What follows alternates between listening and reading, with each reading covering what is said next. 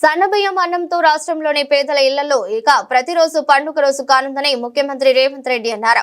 శ్రీమంతుల ఇళ్లలో తిన్నట్లే పేద ప్రజలు కూడా ప్రతిరోజు సన్నబియ్యం తినేలా చేయాలనే సంకల్పంతోనే రాష్ట్రంలోని 3 కోట్ల మంది ప్రజలకు ఉచితంగా సన్నబియ్యం అందించే పథకాన్ని ప్రారంభిస్తున్నామని చెప్పారు. రాష్ట్ర ప్రభుత్వం పేదలకు రేషన్ కార్డులపై సన్నబియ్యం అందించే పథకాన్ని ఉగాది రోజున ఆదివారం సాయంత్రం సూర్యాపేట జిల్లా హుజూర్ నగర్ లో సీఎం ప్రారంభించారు.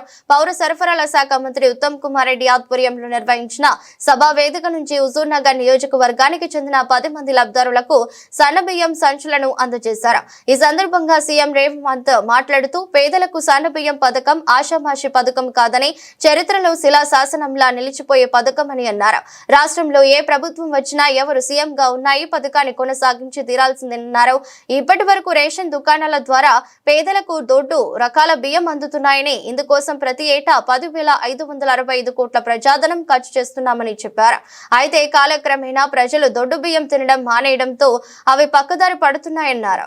పెద్దలు చెప్పేటోళ్ళు మా నాయనమ్మ చిన్నప్పుడు అనేది భార్య జీతం చూస్తుంది, అమ్మ ఆకలి చూస్తుందని.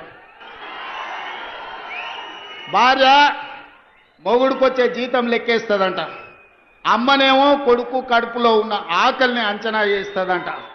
ఆ అమ్మ పాత్ర సోనియమ్మ పోషించి ఈ బిడ్డలకు ఆకలి ఉండొద్దు, ఆహార భద్రత చట్టాన్ని తేవాలి, పేదవాడిని ఆదుకోవాలని సోనియమ్మ ఆహార భద్రత చట్టం తెస్తే దొడ్డు బియ్యాన్ని సన్న బియ్యం ద్వారా ఆ ఆకలి తీర్చాలని పెద్దలు మిత్రులు ఉత్తమ్ కుమార్ రెడ్డి గారు సివిల్ సప్లైస్ కార్పొరేషన్ ద్వారా ఈ రోజు దేశంలోనే మిత్రులారా 10 ఏళ్ళు మేధావుల మన్నోళ్ళు 80,000 పుస్తకాలు చదివినోళ్ళు తెలంగాణ మూల మూలన నరాన నాకు తెలుసు ఎవరికి తెలుసు అని అడిగినోడు 10 ఏళ్ళలో ఎన్నడన్న సన్నబియ్యం పేదోళ్ళకి ఇవ్వాలని ఆలోచన చేసిందా?